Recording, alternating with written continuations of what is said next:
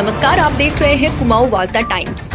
उत्तराखंड के काशीपुर की सड़कों पर इन दिनों मौत मंडरा रही है और इस मंडराती मौत के डर से लोग डर के साए में जीने को मजबूर हो गए हैं। लोगों ने अपने पालतू जानवरों को अब घर के अंदर कैद करना शुरू कर दिया है। लोग अपने बचाव के लिए गुहार लगा रहे हैं, लेकिन कोई भी जिम्मेदार उनकी गुहार सुनने के लिए तैयार नहीं है।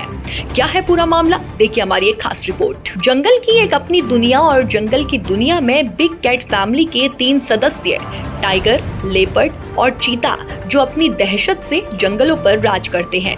और जब यह शिकारी जानवर जंगलों को छोड़कर रिहायशी इलाकों में अपनी दस्तक देना शुरू कर दे तो लोग खौफ के साए में जीने को मजबूर हो जाते हैं।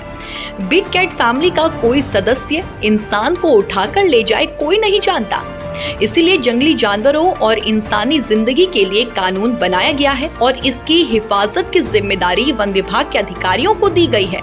लेकिन इन दिनों अधिकारियों की लापरवाही कहें या फिर नजरअंदाजी, जंगली जानवरों की दस्तक लगभग 1 साल से अधिक लंबे समय से काशीपुर के द्रोणा सागर पर स्थित एक टीले पर है, जो समय समय पर अपने होने का एहसास भी कराता है।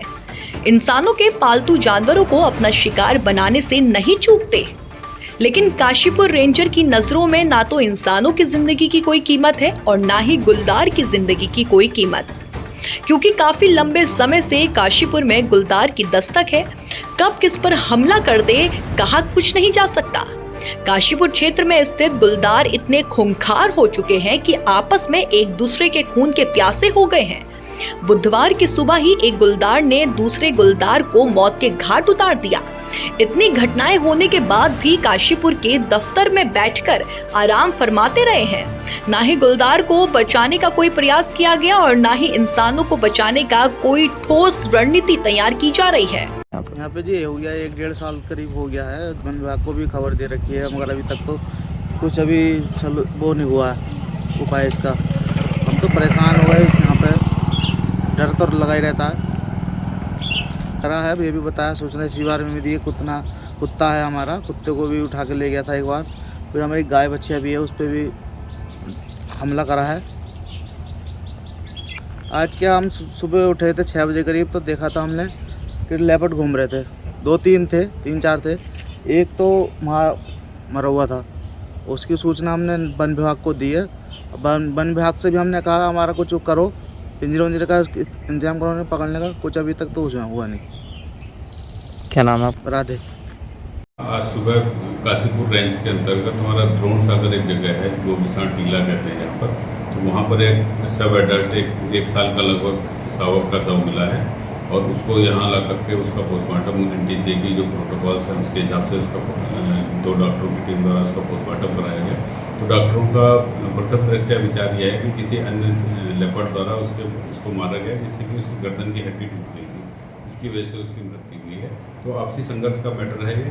और क्योंकि वहाँ पहले भी जब गुलदार और मादा देखी हुई थी, और जनरल टेंडेंसी ये होती है कि एक दूसरा नर गुलदार अगर किसी और के बच्चे होते हैं मादा होते हैं तो उनको मार देते हैं।